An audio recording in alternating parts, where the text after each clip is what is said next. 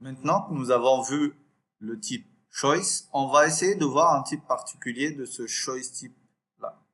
Donc au départ, je vais aller enlever ça parce que le CIN, ce n'est pas un choice type.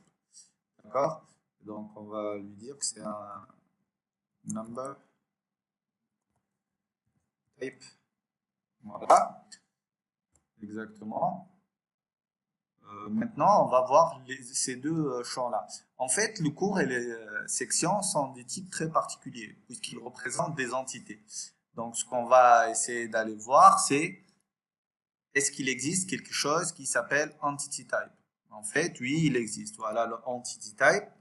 Et donc, ce entity type-là, il va informer sur l'entité à laquelle appartient notre, notre élément, est-ce qu'on veut afficher, ce qui est logique. Donc, ce qu'on va essayer de faire, c'est d'aller remplir cette entité type-là. Donc, ici, je vais lui dire que je veux avoir un entity type. Voilà.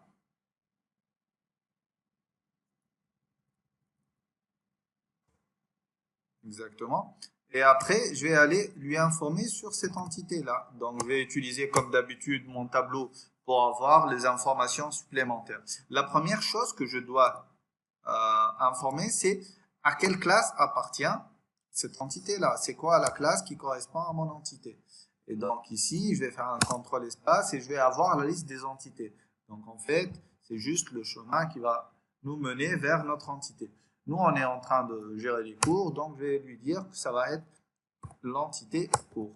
Ensuite, je peux lui dire c'est quoi le champ que je veux afficher, puisque c'est un objet, alors que là, on va afficher des éléments. Donc moi, je vais lui dire que parmi les champs, le champ que je veux afficher, bah, je vais aller voir dans mon entité cours. Je pense qu'il y a un champ qui s'appelle désignation, si je ne me trompe pas.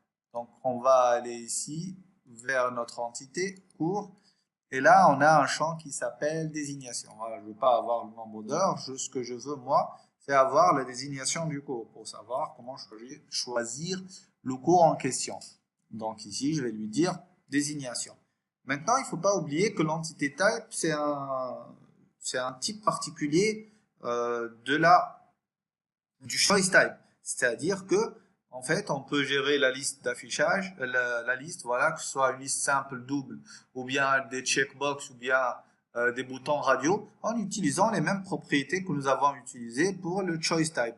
Donc, dans notre cas, moi, ce que je veux, c'est avoir une liste pour le moment. Donc, c'est juste les seules informations que j'aurais besoin d'avoir. OK? Maintenant, si je vais afficher, ça ne va rien changer puisque en fait, il n'y a rien par rapport au cours. Par contre, si je vais aller ici au niveau de ma base de données et que je veuille insérer des éléments dans le cours, donc je vais aller insérer quelques cours. Je vais lui dire par exemple que je peux avoir un cours de PHP avec une charge de 30 heures, un cours de Symfony avec une charge de 42 heures. Et par exemple, bon, je vais exécuter ça. Et donc là, je vais avoir mes deux cours. Voilà. Et si j'affiche maintenant, j'actualise, et ben je vais avoir la liste de mes cours qui ont été récupérés automatiquement au niveau de la base de données. Donc lui, sachant que je gère deux entités, que l'entité, c'est l'image d'une table au niveau de la base de données, et ben tout simplement, il va aller me récupérer tout ça tout seul comme un grand. D'accord? On va faire la même chose pour les sections, sachant qu'au niveau de la section, on a un choix multiple. D'accord? Par contre, ici, imaginons que j'aille lui dire que multiple reçoit true. Voilà. Je vais voir ce qui se passe. D'accord. Et donc, d'après vous, qu'est-ce qui va se passer? On va réfléchir un petit peu.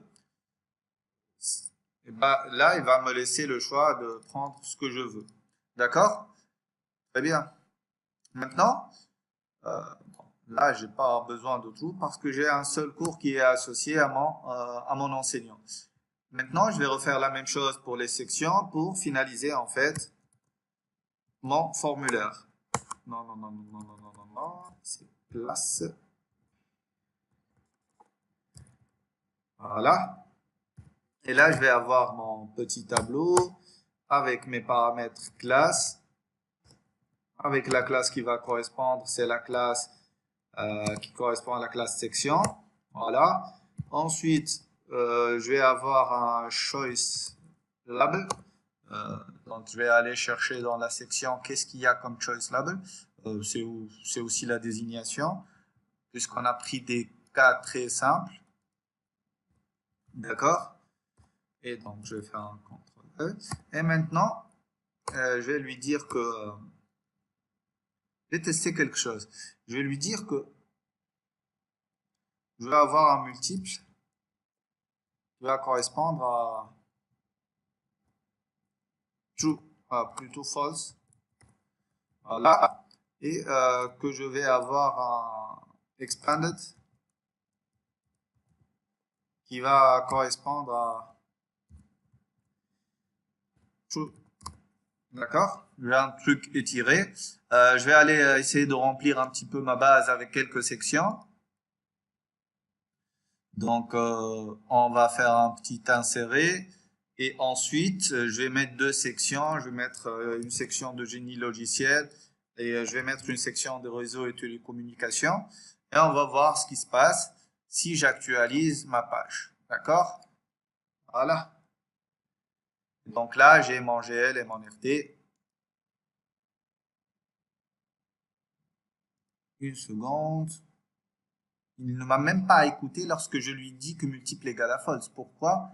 Bah, tout simplement parce qu'il y a une relation de plusieurs à plusieurs entre mon enseignant et mes sections. Ce qui fait que pour lui, ça peut paraître simple. D'accord?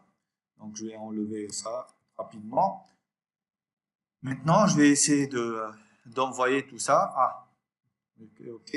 Donc, c'est Ayman.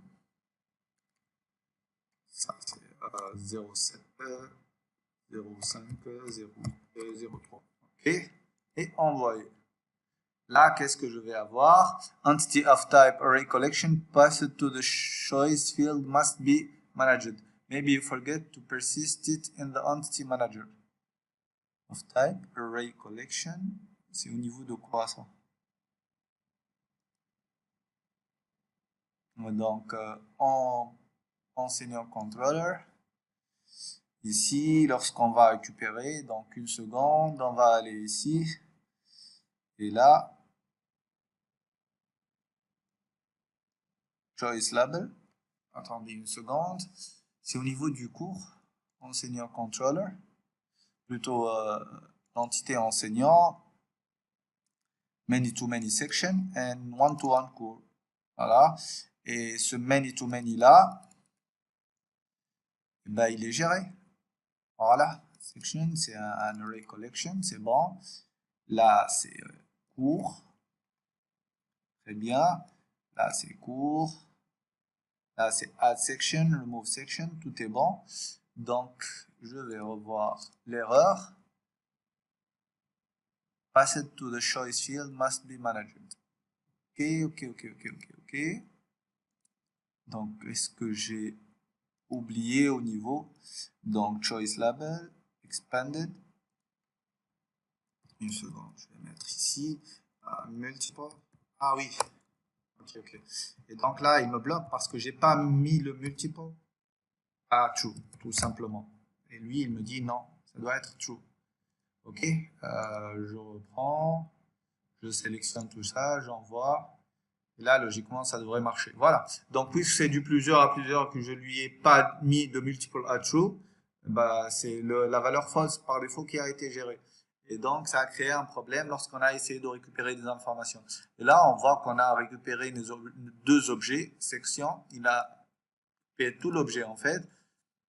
Et là, c'est le cours, je l'ai récupéré en tant qu'objet. Et donc là, on a pu gérer nos entités avec une facilité extraordinaire. Et lui, il est parti tout seul, voir au niveau de la base de données, récupérer ces éléments-là, il les a convertis en objets. Et donc là, on voit l'intérêt et l'apport de cet ORM-là. Et si on le combine avec euh, le form de Symfony, ça devient très très fort.